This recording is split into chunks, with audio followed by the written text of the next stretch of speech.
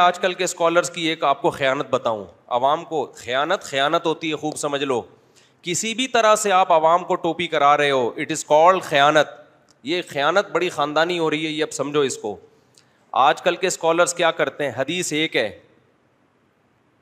حدیث کتنی ہے؟ ایک. وہ بخاری میں بھی ہے, مسلم میں بھی ہے, ترمذی میں بھی ہے, ابن ماجہ میں بھی, ابو داؤد میں بھی ہے. ایک ہی صحابی سے, نیچے سند بھی ایک ہے, تو وہ ایک حدیث کہلاتی ہے. لیکن وہ اسکالرس بھرم دیتے ہیں, حدیث بخاری کی فلاں بخاری میں فلاں نمبر, ابو داؤد میں فلاں نمبر, مشکات میں فلاں نمبر, اور ترمذی میں فلاں نمبر. لوگوں پہ بھرم آتا ہے, ارے اتنی ساری حدیثیں, اوف اتنی, اور فلاں ان تمام حدیثوں کے خلاف ہے, اتنی ساری. وہ اتنی ساری نہیں, کوئی عالم ہوگا ایک ریفرنس دے گا. وہ سمجھ میں آ رہی ہے بات؟ اول تو بخاری اور مسلم کا ریفرنس آنے کے بعد تو مزید کوئی ریفرنس کی ضرورت, اب وہ بھرم ہی رہ جاتے ہیں خالی. لیکن وہ بھرم میں لوگ سمجھتے ہیں یار کیا کتابوں کے انبار لگا دیے اس بندے نے, بھائی حدیثوں کے دے دنادن انبار لگا دیے. وہ آپ چونکہ معذرت کے ساتھ بے وقوف ہو, تو آپ کی نفسیات سے وہ بندے کیا ہوتے ہیں, واقف ہوتے ہیں. آپ وہ آپ کو الو بنا رہا ہے, اور آپ الو کیا کر رہے ہو, بول رہے ہو, بن رہے ہو. آپ کہتے ہیں یار ریفرنسز کے ڈھیر لگا دیے. میں نے جب 20 رکعت تراویح پہ ایک کلپ نہیں, ایک بیان ریکارڈ کروایا تھا, آڈیو. ایک صاحب نے دعویٰ کیا تھا کہ 8 حدیثیں ہیں جس سے پتہ چلتا ہے کہ 8 رکعت تراویح ہے. جب میں نے وہ دیکھا تو وہ ایک ہی حدیث تھی, اور ان سب کا مدار ایک ہی راوی پر تھا. 8 بھی نہیں تھی, بلکہ 4 یا 5 حدیثیں تھیں. 2-3 حدیثیں تو وہ الگ, اس کو تو تراویح سے متعلق تھی نہیں. جو تراویح سے متعلق تھی 2 یا 3 حدیثیں تھیں.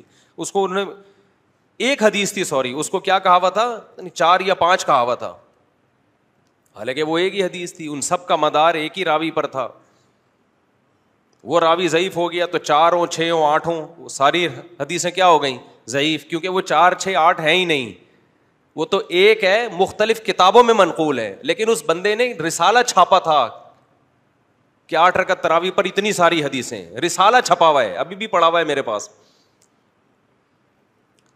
تو یہ ہے اس زمانے کے بھرم, لوگوں کو روب ڈالنے کے.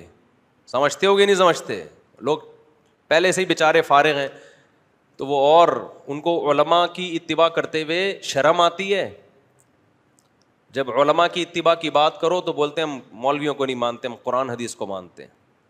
نہ خود قرآن حدیث سیکھتے ہو, نہ کسی سیکھے ہوئے کو فالو کرتے ہو. پھر جب بات کرو کہ علماء کی اتباع کرو تو فوراً مثالیں, مولوی تو یہ کر رہے ہیں, مولوی تو وہ کر رہے ہیں,